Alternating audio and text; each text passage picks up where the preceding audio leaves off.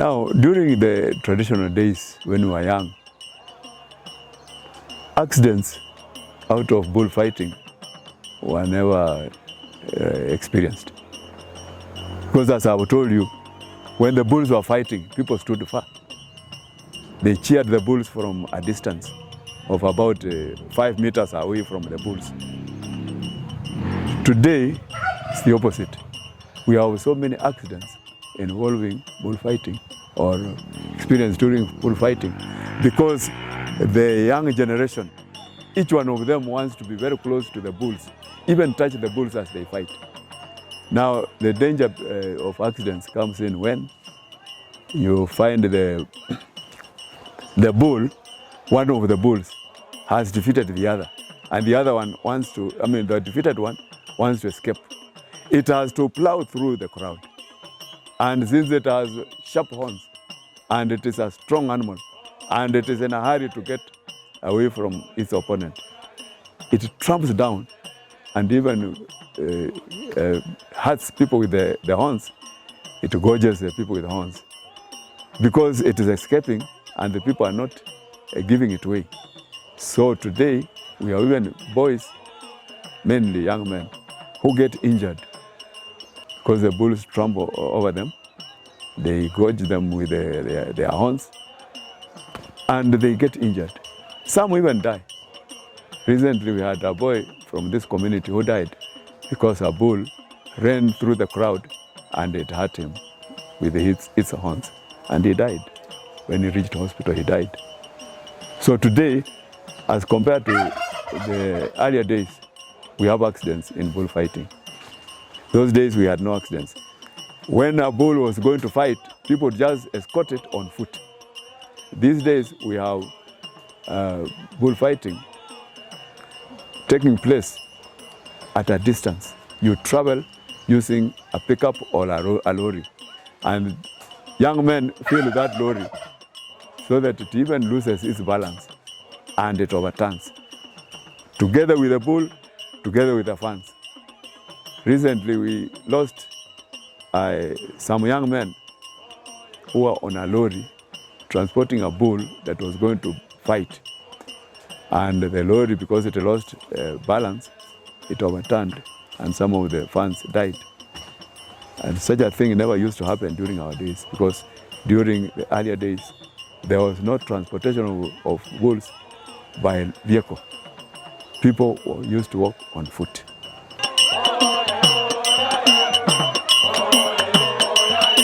I would say bull keeping these days is a waste.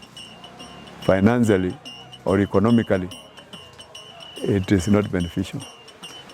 We just keep bulls for interest purposes, just for fun and for sport.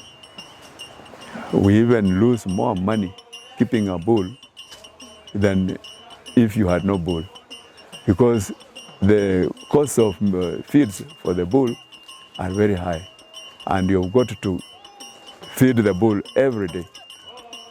You've got to get a houseboy to help you to feed the bull. You pay a salary to the houseboy. You treat the animal, the veterinary doctor will come to treat the animal and you have to pay him. And those drugs are very expensive. The veterinary doctor will ask you for a lot of money. You have also to do things like deworming to the bull. Give it all attention. And all this is money. Feeding is a problem. Since we do not have big land to plant our own grass like napier grass to feed the animal, you have to buy from outside. And for example, my bull here, I have 2 bulls. Each one of them uses napier grass worth 300 shillings per day. Now, how much is that per month? And I'm not salaried, I have no employment. So it is a waste. When we go for bullfighting, I've got to hire a pickup or a lorry to transport the bull, say 10 kilometers away or 5 kilometers away. That's a lot of money to hire the lorry.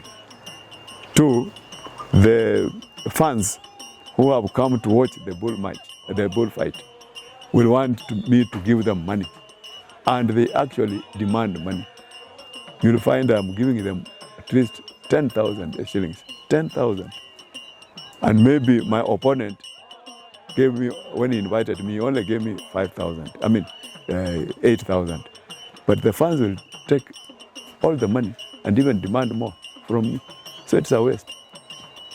But as I've told you, it's only out of interest that we keep the bulls, but not for commercial purposes. There's no benefit. It's a waste of money.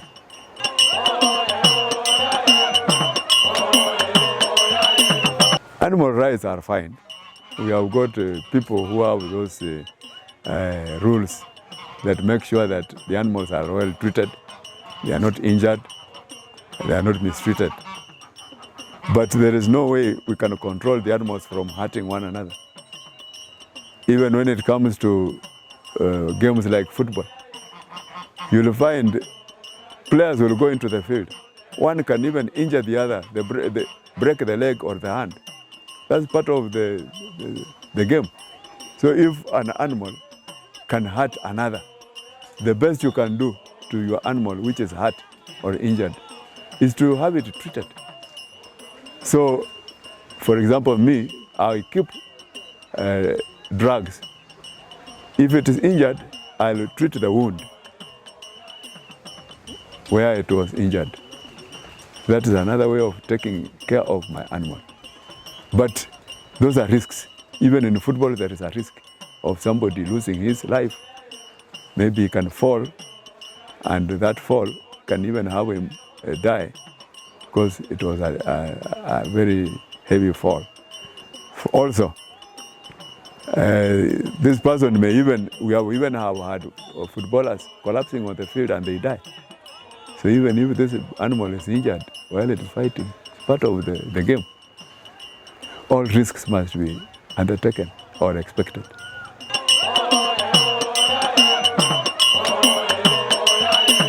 Yeah, I would encourage young boys or young men to keep bulls. If they are interested in having bullfighting, and that is their interest, let them keep bulls. But if they are not able to maintain the bull as they keep the bulls, they have no feeds, they cannot afford the medical expenses for the bulls or the medication of the bulls, let them not keep. Because if they can't afford, they should not keep the bulls. The bulls will just get difficulties of eating and being maintained medically.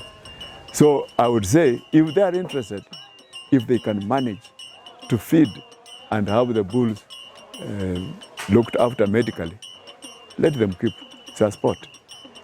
But if they can't, because they have no money and they have no land on which to keep the bull, let them not. Let them not, because the bulls will end up suffering. And there's another big side of it. If they want to keep the bulls for commercial purposes, it is good to keep the bulls, fatten them. As they fatten them, they can have them fight. While they are waiting for the time or the day, they sell the bulls to get money. So that is for commercial purposes. I also encourage them to keep the bulls, because one day they'll sell the bulls and get money. Also, if the sport is commercialized, they'll be gaining money out of the bullfight matches. Let them keep. It's a trade. They would be gaining money. It's a kind of self-employment if they did that. Yeah.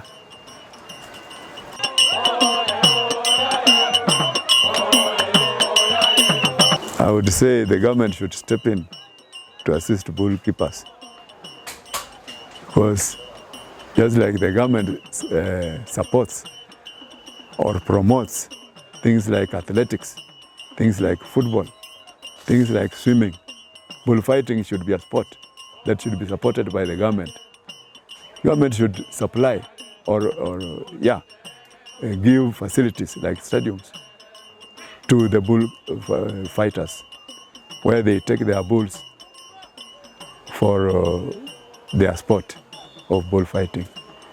Also, the government should come in to control the organization of bull keepers, because it should not be done that bullfighting should be done haphazardly. Let us have programs where there is a program on such a day, bulls from such a place are going to fight. Another time, bulls from this place will fight. We should have leagues that are controlled by the government, so that just like we have in football, Division 1, Division 2, the Premier League, we should also have the government coming in to organize these people of bull keeping in leagues. And even we should have officers employed by the government to what can I say, to manage and organize bullfighting sport.